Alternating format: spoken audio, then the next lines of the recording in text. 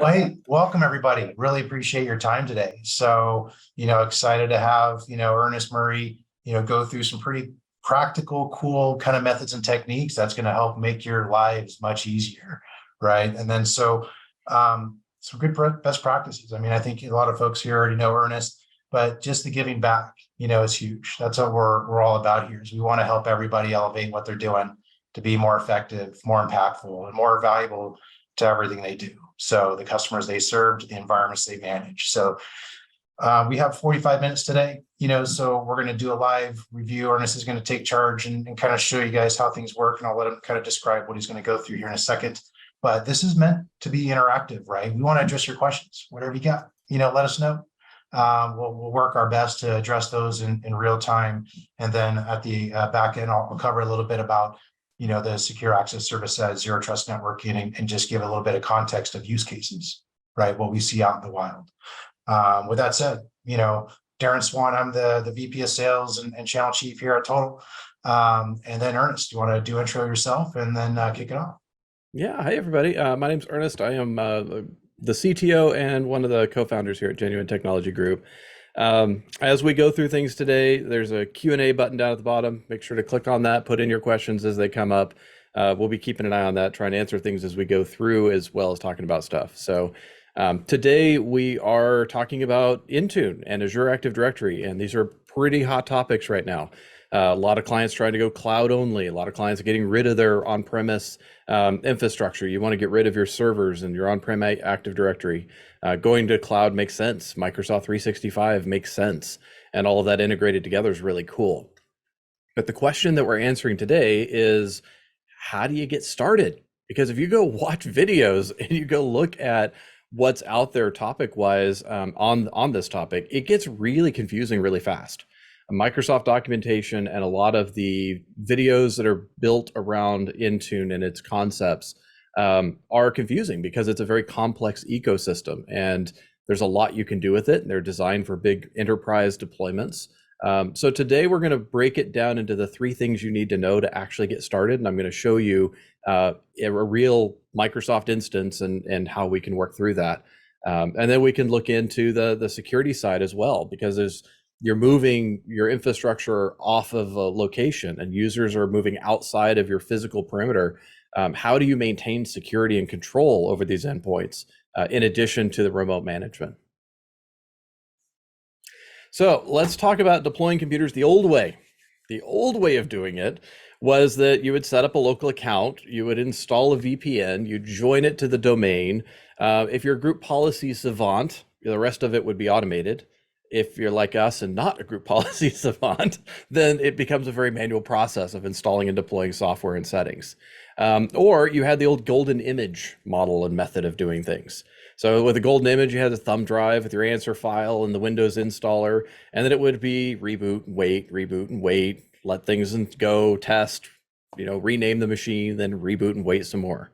The new methodology behind dealing with Intune reduces that time-consuming nature of deploying systems. So it used to take, the old way of doing it is 30 to 60 minutes at a minimum for setting up a new system, often longer than that. So with Intune, with the autopilot deployment process, here's how the new methodology works. The hardware ships from the vendor pre-enrolled. So it's already in Intune, it's already pre-registered and ready to rock and roll. As the equipment is being delivered to you, as it's being shipped to you, you can go into Intune and assign the user and set the device name even before it shows up. Once the device gets here, you plug it in to both power and Ethernet, you power it on, it gets to a screen that's going to pop up with the logo and welcome message for the user that you've assigned it to. Press the Windows key 5 times, it's going to do what's called an autopilot pre-deployment. And the autopilot pre-deployment downloads all of your software, all of your settings. It pre-configures the computer. The ones that we did just a couple of weeks ago took 3 minutes. That's it, 3 minutes. No logins, no passwords, just in and done. That's the power of Intune and autopilot. Now let's talk a bit about architecture before we start diving in and looking at licensing, and then we'll switch over and look at the actual practical side of this. Architecture. You've got Azure Active Directory, and then you've got Intune. You have to think of these as two separate components. They are linked together, they talk to each other, but they are separate components. So Azure Active Directory, you can have a device that's registered in Azure Active Directory, but not enrolled in Intune. Similarly, you can have a device that's enrolled in Intune that's not registered in Azure Active Directory. So it's important to understand as we look through this that those are two separate components, and you have to do a couple of things to link them together. Now, Autopilot sits off to the side of Intune. Autopilot is simply a system that allows you to pre-register at the hardware level to get something into Intune, which then can, to enroll it in Intune, which then can register it in Azure Active Directory. Does that make sense, Darren, or am I flying off the side here? It does, you know, because I tell you what I hear a lot, you know, from different IT leaders is I already pay for Intune. And yeah, I got to learn how to use Intune like all the time. And there's always like this big, you know, starting block, you know, how do I get into it? How do I begin? You know, because it seems like just such a monumental effort. Because I think everybody remembers Intune maybe like 4 to 6 years ago and what a beast it was, but it's not that way now, right? I mean, it's a way to help get your team like on the same page with a standard, you know, approach and an automated approach to make your life easier, to make the experience better for the end users, right? I mean, that's the goal, you know, do more, you know, with less, with a great experience. And Intune, it always has been pretty easy to set up and deploy and implement. But if you read through the documentation, and even if you just look at the control panel, it's real easy to get confused because the things that you need to step through it are not there. It's not a wizard. It's not a step 1, 2, 3. It's here's a whole bunch of settings, blah. I mean, that's kind of Microsoft's typical setup, right? Now, when we're talking about Intune, we also have to look at licensing. Licensing is a really important part of this. As you mentioned, a lot of people are already pre-licensed for it, but some are not. So what license do you need on Microsoft 365 to get started? This website, m365maps.com by Aaron Dinage, this is a phenomenal website. Go here, buy this guy coffee. He throws this together on his spare time. It's amazing. This website, for what we're going to look at here, is the Enterprise Mobility and Security, this EMS license, because that is this little blue section. These are the features that you need to activate Intune. This is not the license you should be using. This is the feature set that you need, and I'm going to explain that to you here in a minute. These ones right up here, this Intune Plan 1 with Endpoint Analytics, Device Management, Config Manager, these are the features and functions that you're going to need in order to deploy it. The license that we look at, now you could take this and throw it on top of whatever license that you want to, and it would get you most of the way there, but not everything that you need. Microsoft 365 Business Premium is right now the sweet spot. That's where you want to be. And here's why. It includes all of your Office 365 stuff, all the things we're used to, all the Office apps and all the things that we like about Office 365 and your Exchange Online license, etc. And it adds in this Enterprise Mobility and Security. Notice the Intune features are right there, ready to use. And it adds in features into Windows itself. So when you have a device registered to Azure Active Directory and a licensed user signs in, it deploys these app locker, application guard functions and features within the operating system. So it's taking a subset of Windows Enterprise and bringing it down to Windows Pro. As a matter of fact, if you look at the About screen or you look in your RMM to see what operating system is installed, you'll see that it says Microsoft Windows Business. So that's a SKU you can't find. You can't go buy this anywhere. It's a half hybrid between Pro and Enterprise. And that's what makes this license so incredibly valuable. Does that sit, you know, in between E3, E5? Where does this land? So Business Premium, it lands, it's separate. It's a totally separate independent license. So there is the Microsoft 365 Enterprise land where you jump into the E3 and E5 sort of range of things. This is a step up to that. So it's not as featureful as E3, but it doesn't need to be. For most small businesses, for most even mid-sized businesses, you don't need the full functionality because you step up to here, this is another $20 a month more. So it's a significantly higher investment. And you actually end up losing a couple of features, especially on the Defender for Endpoint side. that they've hobbled in. So you actually end up losing a couple of features on the E3 side compared to the Business Premium. Interesting. Okay, great. Now, Business Premium, Microsoft 365 Business Premium has a limit of 300 licenses per tenant. So if you're larger than 300 users, get your first 300 on Business Premium, and then you're going to have to jump up to the 365 Enterprise E3. Cool. Now, if you guys have any questions on Microsoft licensing and 365 and all of that, drop it down in the Q&A so that we can get it answered for you. Again, the M365 maps. Thanks, Zach, for popping that out there for everyone. So let's hop over and take a look at Intune. Now, I am using what they call Devices Preview. They have recently redesigned all of this. So I'm using the preview so that this is more future-proofed. They got rid of all the nice little icons on the side. So if you find me stumbling around on something, it's because I'm used to identifying those icons, and Microsoft has removed them, which is kind of crazy. Well, you're showing them the future here. Yes, we're looking into the future. So 3 things that you need to understand. First one is enrollment. Remember how we talked about Azure AD, Intune, autopilot off to the side. So enrollment, if we go under devices and then enrollment, this is how you're going to get your Windows devices loaded into Intune. Now you'll notice that there's options here for Apple and Android and other corporate devices. In my opinion, their MDM functionality for managing mobile devices is not featureful yet. There's a lot of development going on there, but it's not something that we use, and I don't recommend using it at this point. I mean, how do you feel about the one-off situation, right? They just have like, one MacBook or, one Google device. I agree with you, by the way. You need a MDM feature rich for these kind of endpoints, but for the one-offs, is it good enough? Depends on what you need to accomplish with it.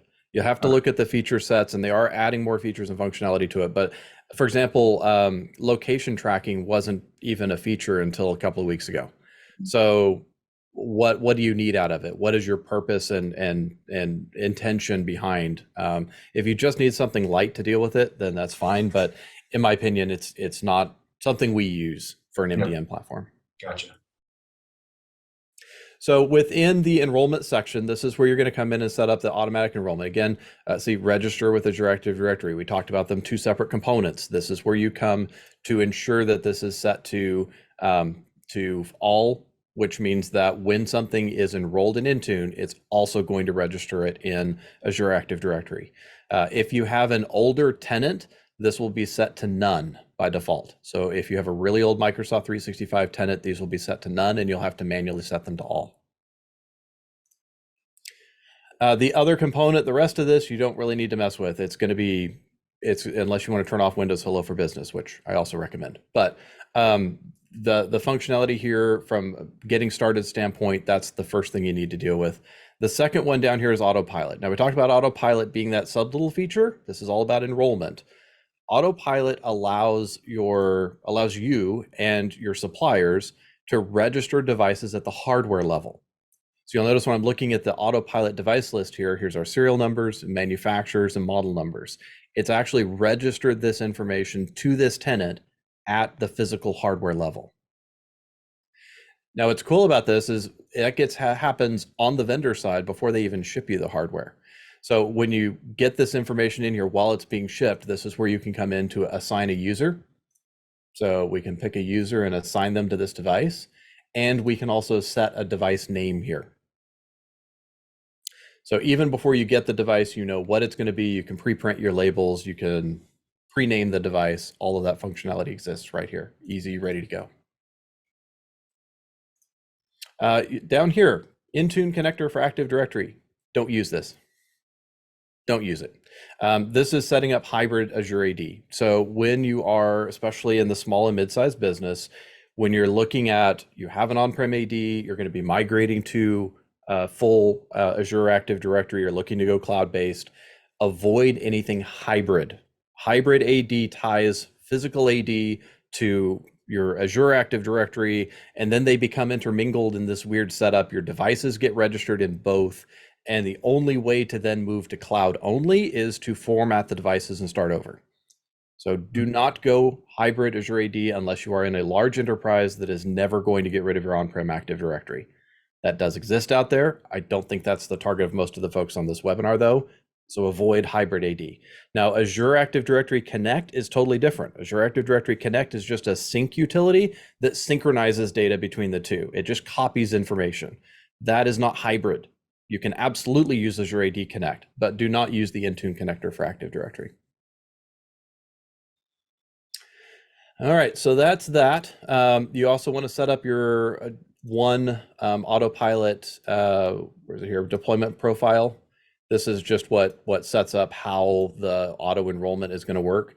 So you'll want to create at least one profile that just makes sure it links everything, joins it to Azure AD, sets up whatever your deployment profile names are, et cetera. And Ernest, curious on, are you able to sync in the end user's actual machine, their whatever machine they're moving to, their profile from that legacy machine, where it brings in whatever their wallpaper was and their remembered wireless access, all those type of things, are those brought in the personal settings?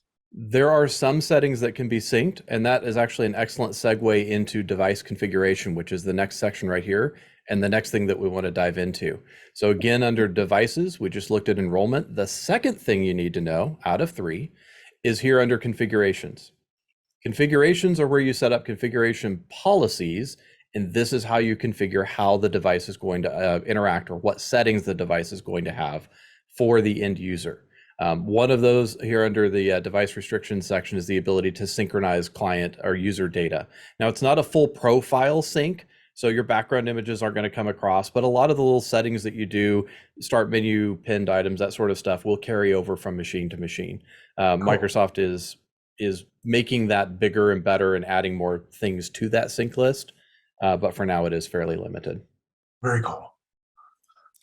Now, if we hop here into one of these policies, does this look familiar to anybody? It's group policy. Got user configuration, computer configuration. There's all your folders. There's all your settings. We pop one of these open. You're going to see enabled, disabled, not configured. Microsoft's moving group policy here. So this particular policy, you'll see, silently signs the user into OneDrive. It's going to automatically move and silently move their desktop documents and pictures folders into OneDrive. We disable the tutorial. We disable some of the annoying pop-ups that come up. We allow OneDrive to manage permissions. We turn on files on demand so things live in the cloud. So this is just group policy. We're just pre-configuring OneDrive here. Very cool. So this just allows users to automatically sync their data. So when they log into a different computer, desktop, documents, et cetera, is automatically going to be there for them. Now, we've done similar things here with Edge. So Edge is another profile that you can build things out for. And we do a lot of tweaking on Edge, but similarly, we're automatically signing them into Edge. We're automatically syncing their profile. All of that happens here, while also disabling all the promotional content and click, click, click to get into actually load a web page. Can you create templates, if you're going to be doing this at volume, where it's just your standard template for every new one, or do you have to go through each time to go click, click, click? So if you are just managing a single tenant, you come through and set this profile up, it's going to automatically deploy to every device that's enrolled in Intune. If you are, say, an MSP that's managing multiple tenants, the functionality is not baked in unless you use PowerShell, but there is an application called cipp.app is the name of the website, that allows, and it's free, that allows some multi-tenant management of Intune, where you can go in and create backup configurations and copy policies between different tenants. Very cool. Now, this goes far beyond just what your traditional group policy would be. One of the things in group policy that's really cool is the flexibility. Vendors can create their own ADMX files, for example, and those are now importable. So you can see I've imported an ADMX file here for Duo, for example, to manage desktop MFA access. And so those settings are now available within the policies here. So you can create policies based around that. Other things you can do, device restrictions. Device restrictions allow you to configure things like Windows Spotlight, turning them on and off, disabling hybrid or hibernate, turning off diagnostic data, disabling all of the sharing of your information with Microsoft. So all of these different features and functions can be controlled, whether you want to allow access to, for example, the update and security control panel. If you delay updates for 2 weeks, you might want to disable this so that users aren't going in and saying, hey, my computer's not up to date. Well, we're just making sure that they work properly before we install them. So all of those features and settings can be done here in device restrictions. There's another type called the settings catalog. And settings catalog configurations. In this particular instance, we're doing things like disabling Cortana. There's your sync my settings that you were asking about, talking about earlier. Configuring the chat icon, the wonderful little Windows 11 chat icon that shows up at the bottom. Yes, you can disable that. There's a good amount of questions. You want to do some rapid fire here? Absolutely. Right, let's see. When you get E3, what else would you have to buy to match premium? So E3 includes most of the basic stuff. You would also have to get the Defender. There's a Defender license you'd have to get on top of that. That's the only thing that I'm aware of off the top of my head. There's a few other things I think baked in there in the Windows side, but I don't remember what they're off the top of my head. You'd almost have to go up to E5 to get the full feature set. I have a client who's mainly business premium, but they also have a number of users that would suit basic licenses. I'm pushing them to keep premium for everyone, but they would have 50 staff and only 30 computers. So you're absolutely correct. In that type of scenario, when you've got a headache to manage basic users who sometimes need to log into a shared computer. So here's the cool thing. If you've got a user who primarily has, or client who primarily has maybe a hybrid, right? You've primarily got computer users, but you've got some that are not. You can come in and actually configure profiles within Intune for shared computers. So there's a whole shared multi-user device configuration section here where you can come in and configure a whole bunch of settings for Intune for specific computers. So have those users come in and set up a couple of workstations for them that are in this multi-user device mode, and it will allow you to still maintain some Intune control over it, even if they're logging in with a basic license. Now, obviously, those users will not have access to desktop software or any of the other features and functions, but they just need to sit down, log into a web browser, get some work done, and stand up and walk away. The shared multi-device or multi-user device function here will even clear user profiles between uses. So it's kind of like a library computer, if you will. Cool. Let's see. Mark already has Intune functioning nicely. That's awesome. Okay, so why do you think, Mark, can you elaborate on why you think turning off Windows Hello for Business is a good idea? So the reason that we turn it off and disable it is because it creates support tickets. Users set up Windows Hello for Business, and in scenarios where they don't have the Face ID or thumbprint and they have to create a PIN code, they think the PIN code is their password. So they'll pull up their cell phone and try to log in and be really frustrated as to why they can't log into something. Or they'll go sit down at another computer and try to log in and it doesn't work because their PIN code is device specific. Yeah. So if you do provide proper user training around it and the users are expecting it, it's great. For us operating at large scale, we disable it because it generates more support requests than it does security. I can see that. Absolutely. Are there specific vendors that don't support auto enrollment? Not to my knowledge at this point. All of the major ones do. Carbon Systems, Dell, Lenovo, HP, anything you buy from CDW. CDW actually is kind of interesting. They bring the devices to them and then their staff enrolls it before they reship it out to you because they are just a distributor. So not to my knowledge. If anybody does know of one, please let me know. Let's see. How are you getting vendor serial numbers when placing an order? So that's a great question. With the autopilot side of things, Jeff, on the autopilot side, you actually have to provide a partner link, if you will, or the vendor will provide you with a partner link that will register them in the tenant. And then once they're registered in the tenant, you just provide the tenant ID on the order. Most of the time it's in the order form itself, and that will trigger the enrollment process. What about sync your settings? Yep, we just talked about sync your settings there.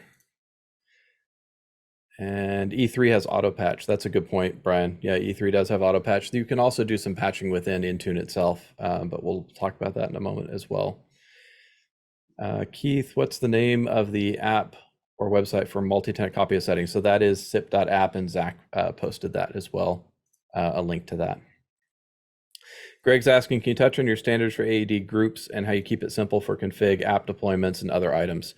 Absolutely. So we'll talk a bit about that in a moment. Let's go dive into apps real quick, the third section, and then I'll come back and answer that question because it's a good one. So the third thing we've looked at under devices, we looked at enrollment, we looked at configuration. The third one is here under apps. This is the third and final thing you know to get started with Intune. So here under apps is where we can configure what programs or apps we want deployed to our computer systems. You'll see we've got a bunch already in here. If I click on add, there's a big giant list of things that we can choose from, including the Microsoft Store, the 365 apps. So this is Word, Excel, Access, Edge. Line of business apps is anything that deals with MSI files.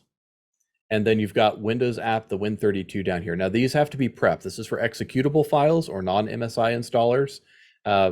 You have to do some prep work here. It's not complicated, but it is time consuming. So look up the Intune.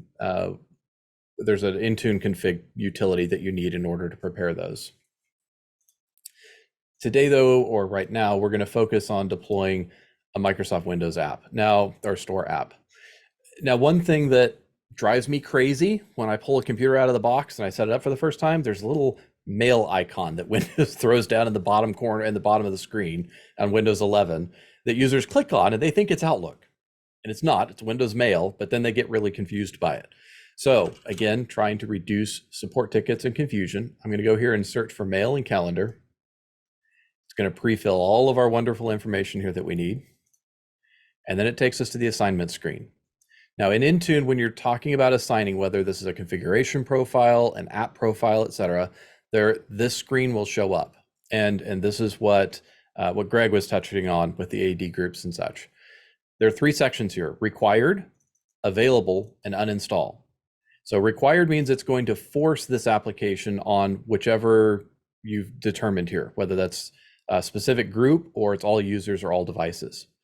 Available makes it available in the Windows Intune or in the company store app. So there's actually another app that I'll show you in a minute that you can make it available for users so that they can choose whether to install it or not.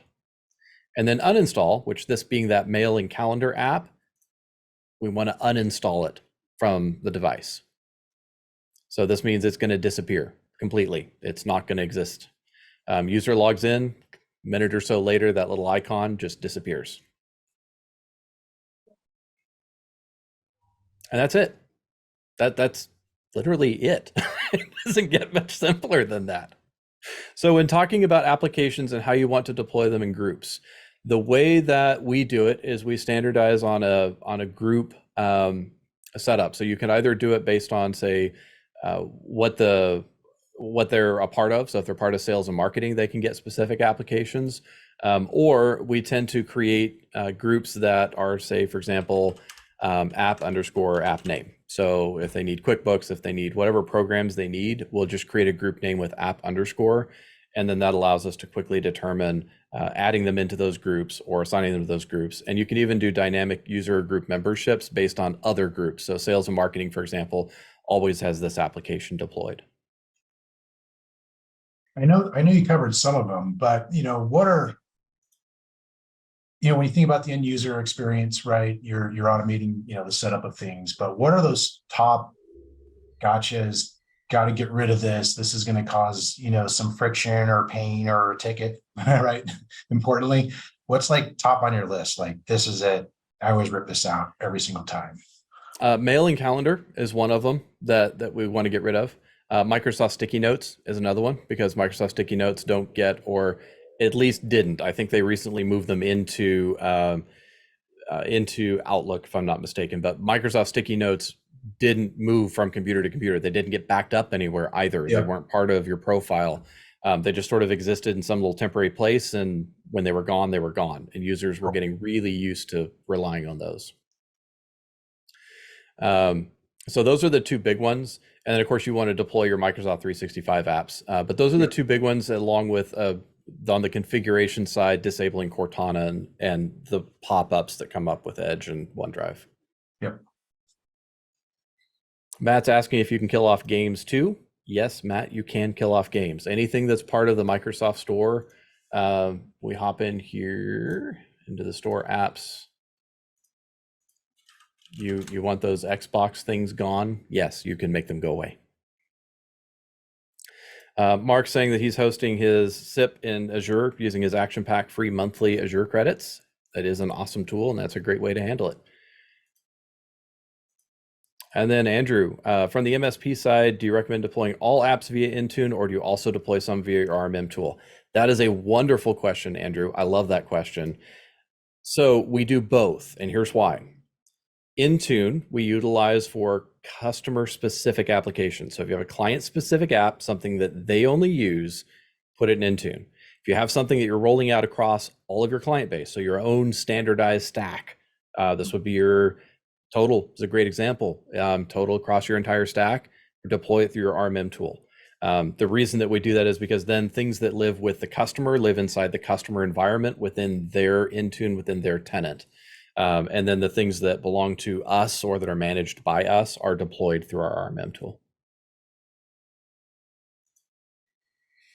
Ben is saying, be careful if you remove the store. It breaks things like Notepad, Calculator, Paint. Yes, 100%.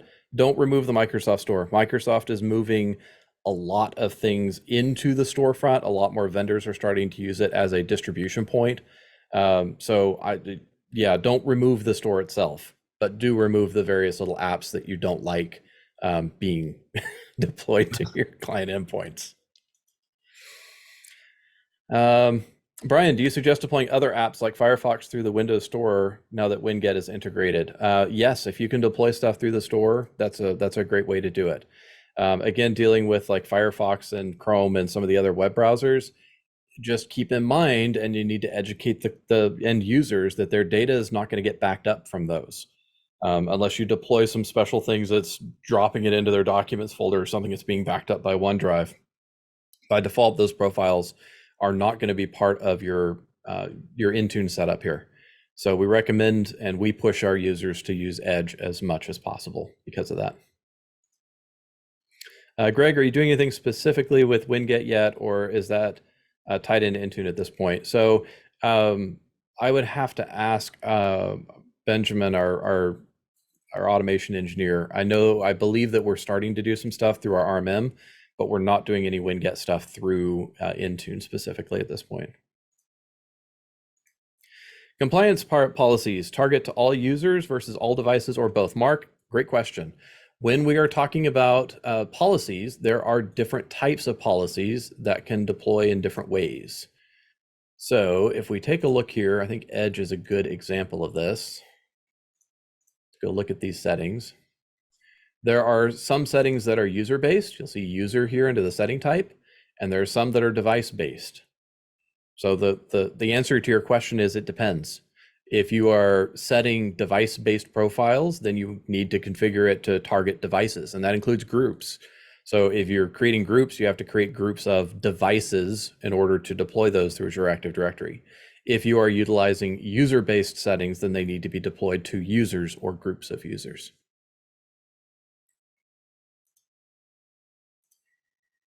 Well, are you getting into any of the security elements, BitLocker or anything else during this process? Yes, so that absolutely can be set up. There's a whole endpoint security section over here where you can deal with device encryption and device encryption policies. You can do some firewall and firewall settings management and such from here as well, but it's all fairly limited. The nice thing about disk encryption, it does register the BitLocker keys with the devices themselves. So if I hop in here, for example, and I go to recovery keys, it'll have, well, this one didn't get BitLocker on it. Wonderful webinar demos. But that's where you would find your recovery keys is here under this section, is where it will deploy those and retain them for you. And if you want to see, here's actually an endpoint This is what it looks like. Like I logged into this this morning and allowed it to get all configured and set up and ready to rock and roll. And so OneDrive is there, it's synced, it's ready to roll. If I pop open Edge, Edge doesn't give me any annoying stuff. It just gives me a fairly bland background. The user's already signed in, they're synced. It's all just there, ready to rock and roll. Their favorites synced over from the other computer that I set this up on. It's fantastically deployed. And then the files I dropped onto the original setup computer just dropped right in here. Now, of course, the other part of this whole deal comes down to the security side of it as well, because now you've got devices outside of your security perimeter. And how do you manage that? And as you start moving to a cloud only and cloud first type of mentality and methodology, looking at security is really an important aspect of all of this setup, which is really where the total and SGN side of things starts to come into play.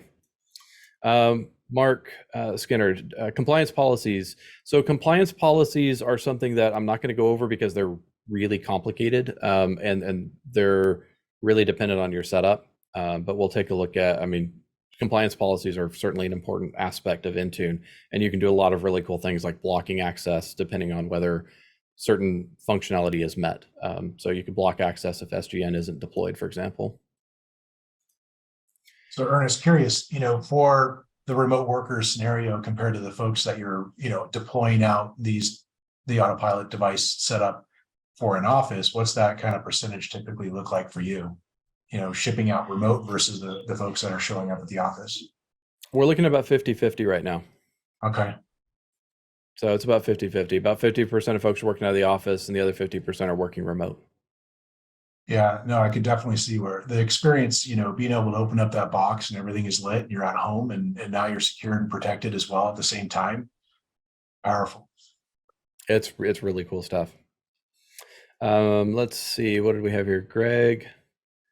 Any recommendations on advanced packaging for Intune deployments or for complex deployments, such as installing the app, pushing registry files, copy one-off files to the directory, install the patch over the top of core app? Greg, that's going to be a little bit outside of the concept of this webinar, but there's a lot of different options for that. I would say Intune's probably not the best for that scenario because Intune does not do scripting very well at all. Those are things you would still want to probably automate through either an installer that you build yourself, like an MSI installer that you've built out yourself, or deploying through an RMM platform that can execute scripts based on certain actions. Scott, are you using the new MS Lapse rollout? I cannot wait for that to hit public. Lapse is going to be amazing when it's built into Intune. So the ability to have an admin password that will auto-rotate when you log in and use it, and it's available just like the BitLocker keys in Intune. I'm excited about that. I'm really excited about that. Matt, on Edge, I assume I can add favorites for them. Yes, you can. There is a policy under the configuration profiles where you can push out both desktop applications and favorites and force those to be in place. Adam, are there any additional endpoint security settings that you deploy within Intune? No, but that is an excellent segue right back into the Total and the Total platform.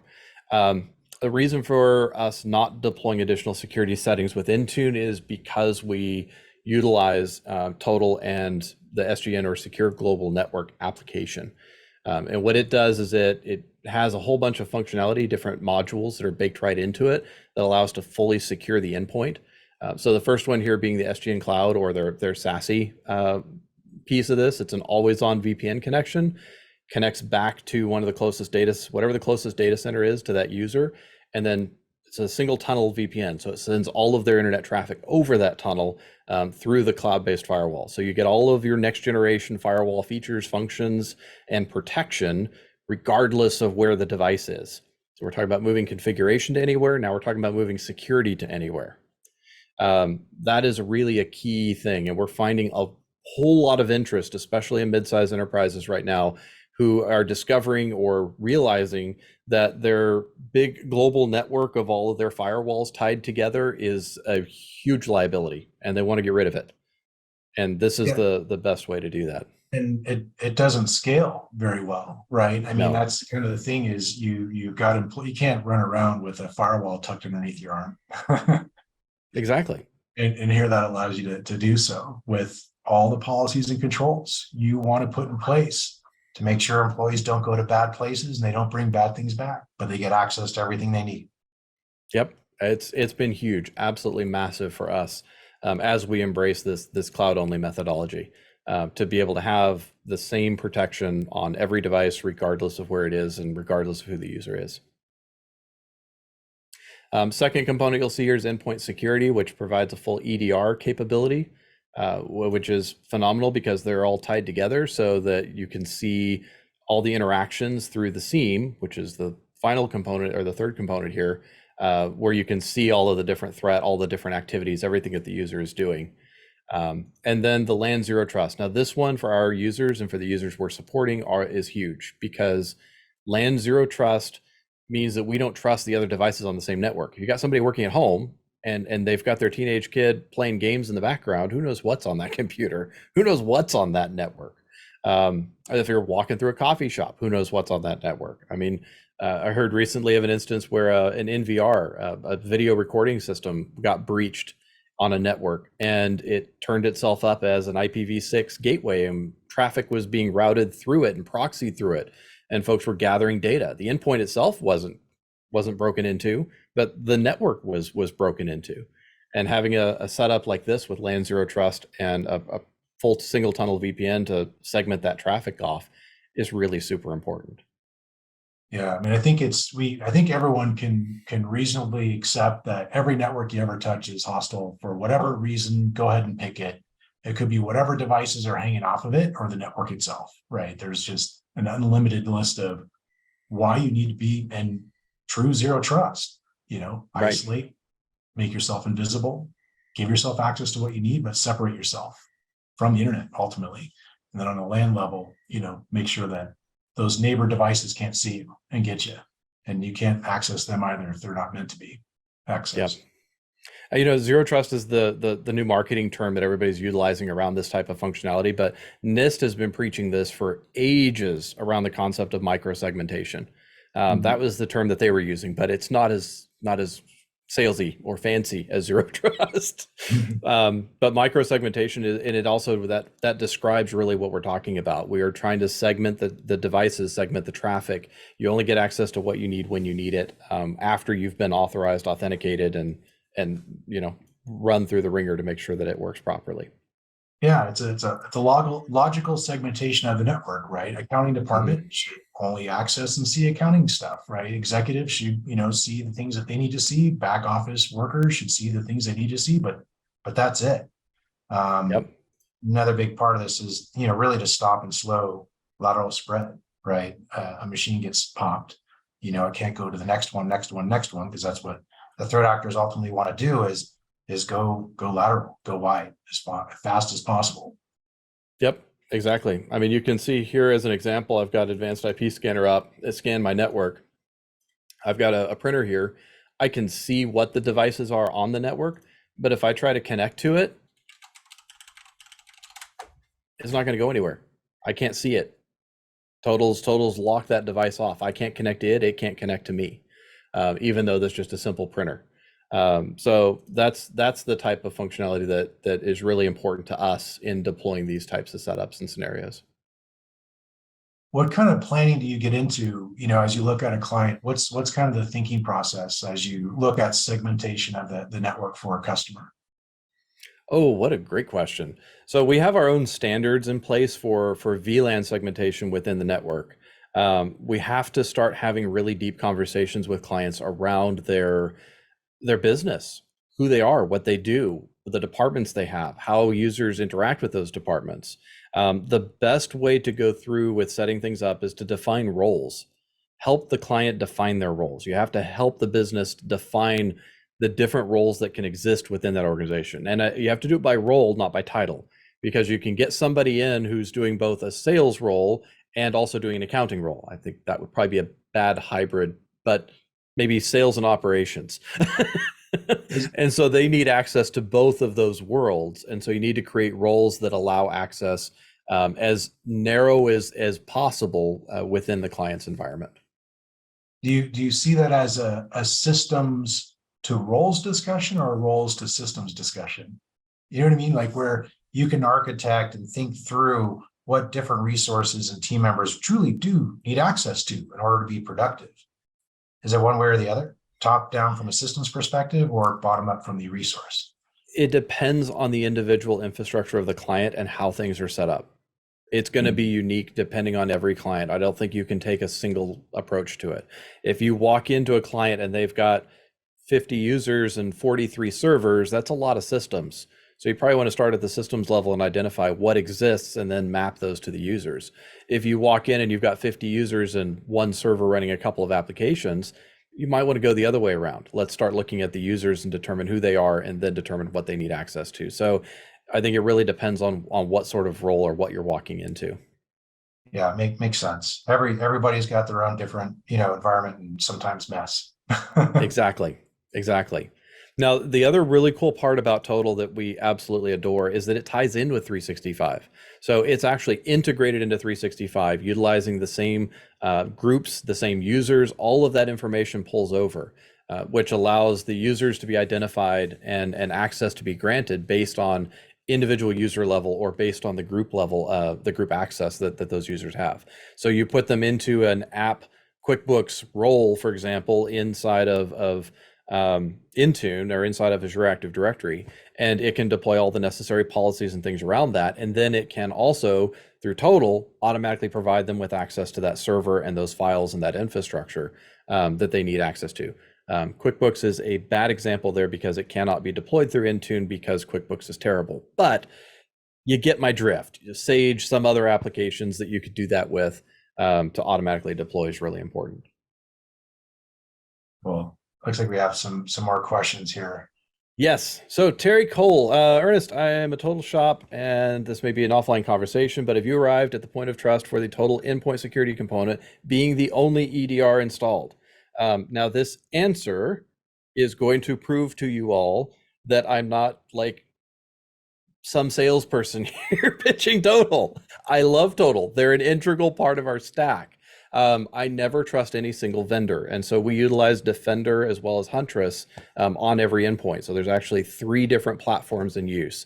And based on penetration testing and other things that we've done, Defender tends to be frontline just because Microsoft's embedded it into the operating system, then Total, and then Huntress would be the back wall that things slap up against, that it's going to pick things up once it passes through the other 2. And that's just based on our testing, that's kind of the way things work. Now, here's the awesome part about Total.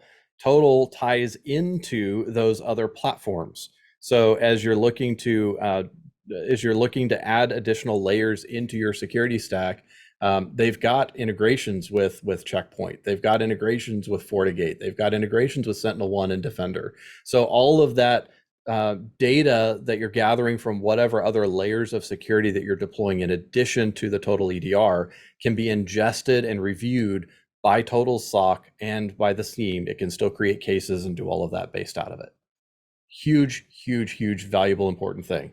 Office 365 monitoring, Azure monitoring. So you're getting all your risky users, you're getting a holistic view, a holistic overview. And that's what a SIEM is for, right? Is to gather all of that data from all the different endpoints.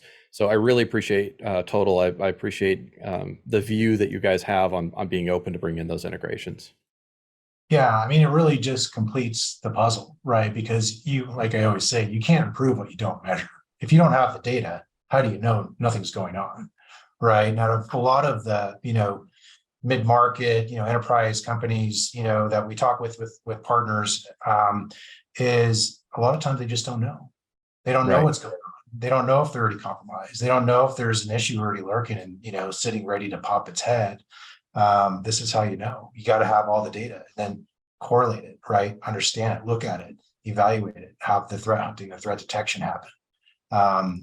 And it being, cloud managed software-based SIEM where, our team of engineers, our detection engineering team, always looking to see what's going on out there in the market with the intel that we pay for or we subscribe to or that we curate ourselves. I'm sure, a lot of folks saw that 3CX event, right?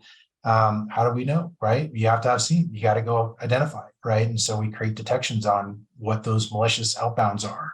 So we can apply that to SASE, the zero trust networking side, and then the EDR, to stop that shellcode injection. That was a very interesting event that took place a little bit ago. And I think we did a great job, an amazing job. And it's the consolidated, the unified approach, may not be for everybody, because they can always start with a piece or a part. We have different solutions, but it does work better together. I think that's, big headline is, it's hard. It's very hard to install and configure and manage too many different tool sets, because how can you possibly be an expert in all of those, right? Right. Very difficult.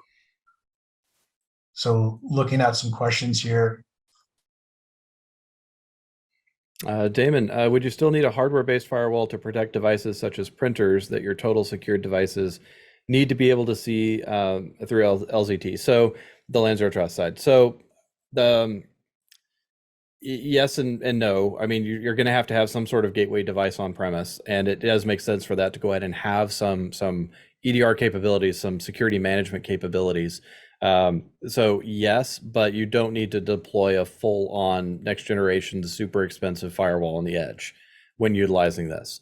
You do want to look for and block traffic. Now, specifically dealing with printers, let's take printers as an example.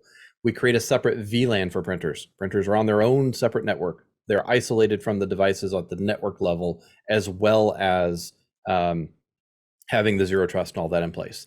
The second thing that we do then on that VLAN is we configure it so that only devices from the internal network can reach out to the printer network. If the printers try to reach back, if the printers are initiating the conversation, they're not going to be able to. They'll get blocked at the network layer. That's even before we get into the total side of things. And then you configure your LAN zero trust policies on the total side to mirror or to work with the policies that you've got in place on the network side so that they can reach across that VLAN. So that's the way that we segment things up, is again, layers and layers of security, not relying on any one single solution. Let's see, Matt, do you deploy your RMM via Intune? Yes, we do. There's a script right here that pushes that out. Now, scripting in Intune doesn't do scripting. It was not designed for scripting. So when you upload a PowerShell script to Intune, you will never see it again. It disappears into the ether, and you just have to say goodbye to it. And it will deploy it once. It'll run that script once per device, it's just bad. Anyway, yes, we do deploy the RMM through Intune. Will Spence, Ernest, we utilize the same stack. We struggle sometimes of high resource utilization. Any tips or tricks? What are the baselines? So hardware that we sell is all from Carbon Systems. It's i5, 16 gigs of RAM, whatever the latest gen i5 is, 16 gigs of RAM is what we're deploying. We are not seeing, well, high resource utilization on initial login. Yes, we do see. And that has to do with OneDrive rescanning all of its files, which then triggers Defender to try and scan everything, which then triggers, yeah, the initial startup, you have to sit back, go take a coffee break and come back in 5 minutes, let your computer do its thinking. But aside from that, once the computer is up and running, we don't see performance issues or high utilization. So that would be one, Will, definitely, if you're continuing to see high utilization, either reach out to the folks at Todyl and get some help on that, or connect with me offline and we can chat about it. Darren, would you like to run through some things? Sure. Yeah. Let's see. Hopefully you guys can see my screen here. We good? Well, we do a lot. And, thank you so much, Ernest. That was awesome. I learned a lot, very practical and ready to action.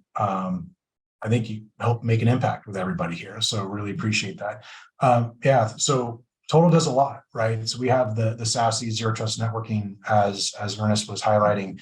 That's a big part of your protection strategy, your software defined perimeter. How do you, really control who gets access to what, when, where, how long, and if identity verification is required prior to, so next gen layer 7 firewall that goes where you go, but keeps you, separate. The same big portion of this, right? Being able to get all your data inside, right? This is a cloud managed scene, the ability to investigate what's going on, looking at malicious behaviors, malicious activities. Our threat detection team, evaluates all the threats, global threats of what's happening out there. We curate our own threat intel, and then we create detections, right? So the idea is you can create your own detections. Our detection engineering team is staying on top of all of the issues that are going on in the world and then creating detections here too. But you have your data, you have all the data, you have one spot to look at the data to find answers fast. Endpoint EDR Next Gen AV, right? This is a biggie, right? The endpoint solution that we have is, everyone's on par with each other from a MITRE coverage perspective these days. Where we stand out uniquely is in memory and hostile process hijacking, and the additional preventions we've created. Very special. The 3CX was a great example of us killing the shellcode ejection and allowing the application to continue.